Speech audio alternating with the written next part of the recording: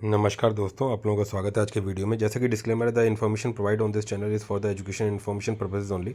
It is not considered to be an advice और recommendation of any kind whatsoever. Investment in stock market is subject to market risk. I am not a SEBI registered advisor. Kindly do your own research and consult your financial advisor before investing. The view shared in this video is for the education purposes only. The disclaimer ये आप लोगों के समक्ष इसलिए रहता है कि कभी भी किसी भी शेयर के बारे में या कोई भी चीज़ों के बारे में हम लोग जनरली डिस्कस करते हैं तो ये मार्केट सेंटीमेंट्स के ऊपर होता है.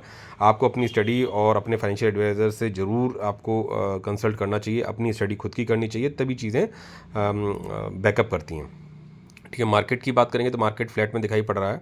और सेक्टर वाइज देखेंगे तो स्मॉल कैप में एक तरह से थोड़ी सी रेडनेस ही है, हल्की, ना के बराबर, मतलब फ्लैट. और एनएसई शेयर्स वगैरह मतलब 1047 ग्रीन में, बाकी ज़्यादातर रेड में है. और यहाँ पे देख सकते हो एफआई और डीआई एक्टिविटी है कि ये दोनों बाय कर रहे हैं. तो अब ये क्या ऐसा बाय कर रहे हैं कि पोर्टफोलियो पे ग्रीनरी नहीं दिखाई पड़ रही है, बट इनकी बाइंग कंटिन्यू है.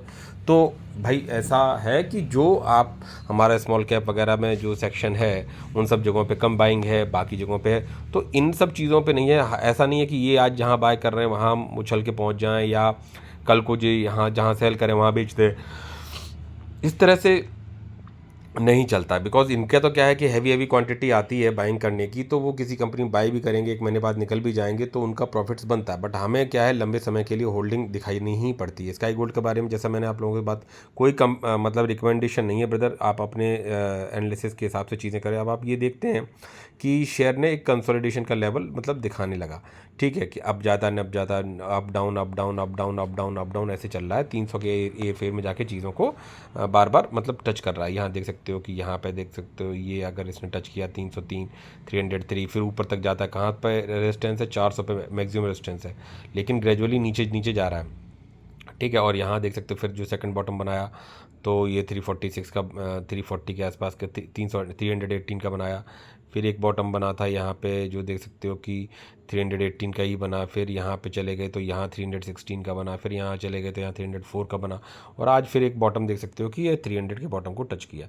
और मैं इसी इन जो नीचे की ये बॉटम्स है इनके आसपास जो है लेने का एक्यूमुलेशन बढ़ाना है मुझे, तो मैं कर रहा हूँ. ठीक है, और ये 4,000 4,500 करोड़ की कंपनी है. 140% का टोटल रिटर्न आपको दिखाई पड़ रहा है. मतलब 140, यस. मतलब वैसे तो लंबा हो गया. मैक्सिमम में जाएंगे तो लंबा काफ़ी, सॉरी, काफ़ी सही रिटर्न बना हुआ है. बट अभी मार्केट में शेयर ऊपर भी जाएगा नीचे भी जाएगा, ये सब चीज़ें होती रहती हैं. और देख सकते हो कि अभी जो इसका पी रेशियो है वो 29 लगभग देख सकते हो 30 के पी पे मिल रहा है, 29 के पी पे मिल रहा है. तो अपन एक्यूमुलेट कर रहे हैं. यही पी इसी प्राइस को कभी हाई करेगा कभी डाउन करेगा, डिपेंड करेगा मार्केट इसमें कंपनी के प्रॉफिट सेल्स वगैरह कैसे क्या आते हैं, उन सब चीज़ों पे रहता है. मैंने अब जैसे बोला ना, कुछ कंपनी से अपना फोकस रहता है.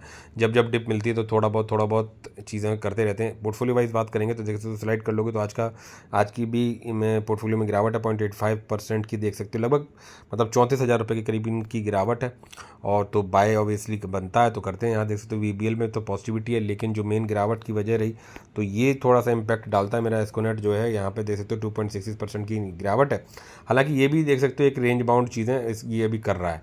तो हर फेज़ आपको मतलब देखना पड़ेगा कंपनी में, बशर्ते कंपनी में इंटरनल फ्रॉड ना हो, तो चाहे फिर वो लॉस में हो प्रॉफिट में आपको निकलना पड़ता है.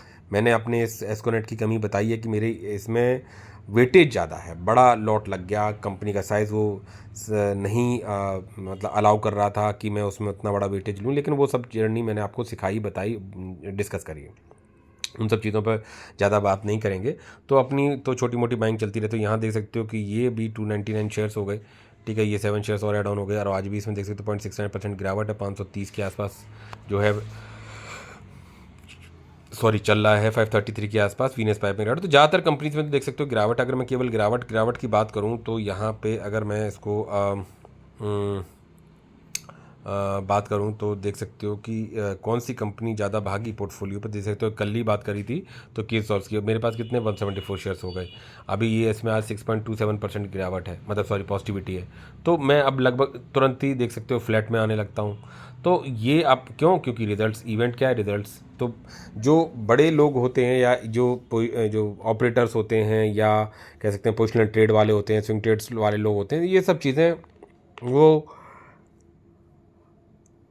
सॉरी करते रहते हैं पोर्टफोलियो वाइज, मतलब कंपनी वाइज. तो इन सब चीज़ों पर नहीं जाता. हमें क्या है कि हम भाई धीरे धीरे करके चीज़ें बॉटम आउट करते हैं और वहाँ पे अपनी कंपनी को इन्वेस्टमेंट के पॉइंट ऑफ व्यू से करते हैं।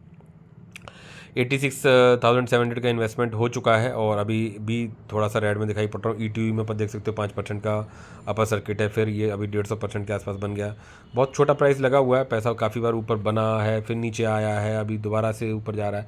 तो ठीक है यार, इन सब चीज़ों पर ज़्यादा नहीं चलती। लेकिन ये दो कंपनी के अलावा विस्तार अमर में थोड़ी सी पॉजिटिविटी, हरिओम पाइप में छोटी पॉजिटिविटी, एटम वाल्स में है, नेटवेब में है थोड़ी सी, धर्माज में, RBZ ज्वेल, सेक्सॉफ्ट, RVNL में 0.5% की, रिन्यूएबल में 0.47, VBL में 0.40, मुफिन में 0.40, मैक पावर में 0.33, RK स्वामी ग्रेजुअली ये जो कम है तो वो केन्स टेक्नोलॉजी में 0.14 और टारिल में देख सकते हो 0.14% पॉजिटिविटी, यानी ठीक है। मेरी क्वांटिटी एग्जैक्टली देखो बॉटम नहीं पकड़ेंगे, लेकिन अपनी मेरी क्वांटिटी अपनी धीरे धीरे करके इंक्रीज़ करते हैं। तो ये सब चीज़ें आप देख सकते हो कि इन कंपनी में गिरावट रही। कौन सी कंपनी में ज़्यादा गिरावट रही, तो आप देख सकते हो फोकस में एक गिरावट है 3.97, कोचिन में गिरावट है बड़ी, सेनको में गिरावट है, प्रॉफिट बुकिंग कह सकते हो, यहाँ पे गिरावट है, यहाँ प्रॉफिट है। तो ये तो ऐसा ऐसे चलता रहेगा, ठीक है। तो आपको अपना हिसाब से एवरेज आउट चीज़ें अपने रिस्क एपेटाइट के हिसाब से देख सकते हो। एक्सिकॉन में गिरावट है काफ़ी, सॉरी थोड़ा टायर्ड हूँ। तो एक्सिकॉन में देख सकते हो कि काफ़ी बार पॉजिटिव देखा, नेगेटिव देखा, पॉजिटिव देखा, नेगेटिव देखा, लेकिन वही ये पोजिशनल ट्रेड नहीं करना है, लंबे समय के लिए टिके हुए हैं तो ठीक है, देखा जाएगा।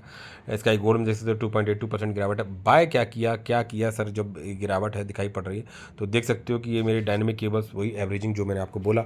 अब इसमें 300 शेयर्स हो गए हैं लगभग, इन शेयर्स को मिला के लगभग 300 या 300 प्लस हो जाएंगे।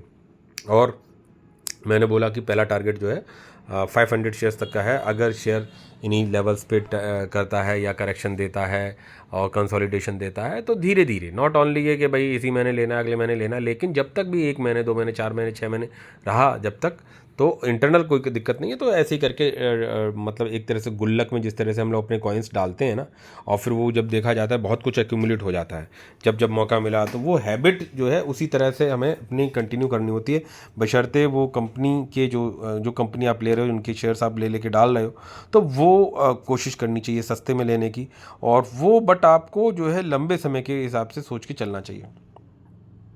नेटवेब में देख सकते हो 1 शेयर फिर ऐड ऑन हो गया, 5 शेयर्स हो गए। प्लेटिनम इंडस्ट्रीज में आ जाएगी, ये शेयर ऐड ऑन हुआ। स्काई गोल्ड में देख सकते हो 6 शेयर्स ऐड ऑन हो गए।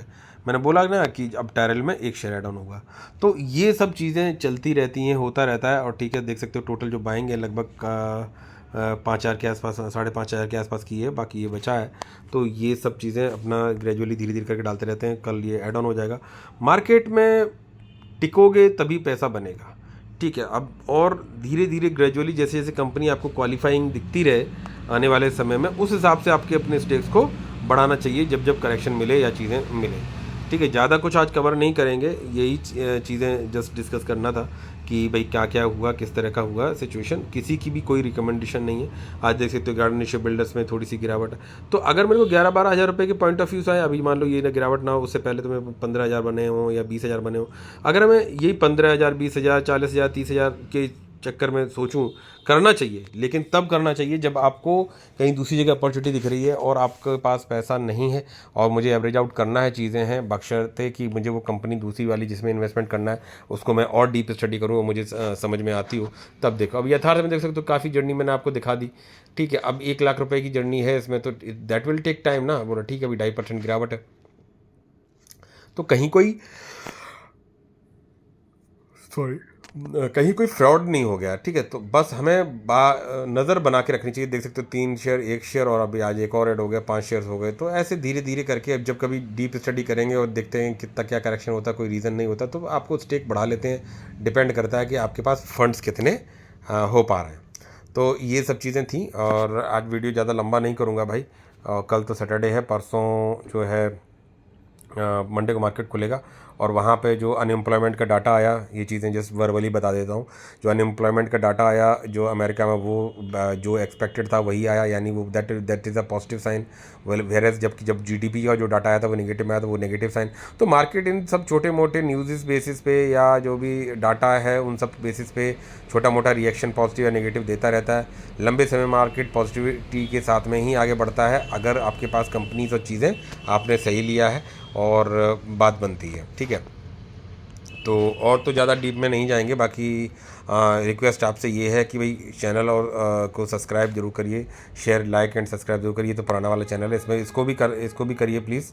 और यहाँ देख सकते हो कि 525 हो गए हैं। तो आप लोगों से रिक्वेस्ट है कि प्लीज़ इसको लाइक एंड शेयर सब्सक्राइब जरूर करिए। दीज वर्ड्स मिलते हैं नेक्स्ट वीडियो में। टिल देन जय हिंद, जय भारत, बाय बाय।